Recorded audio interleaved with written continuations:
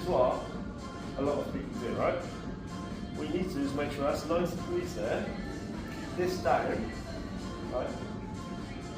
And thrust. So using your glutes. Squeeze at the top.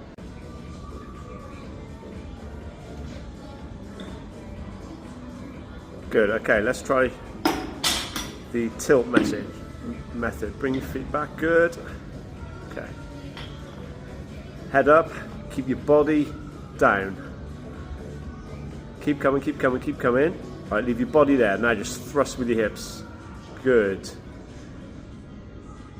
Okay, good. All in your hips. So start to squeeze your glutes, halfway up. Okay, down slow, a bit lower, a bit lower. Okay, right, now come from there. Good. So don't hinge, just thrust from there. Good. And again. Good girl, perfect. And relax.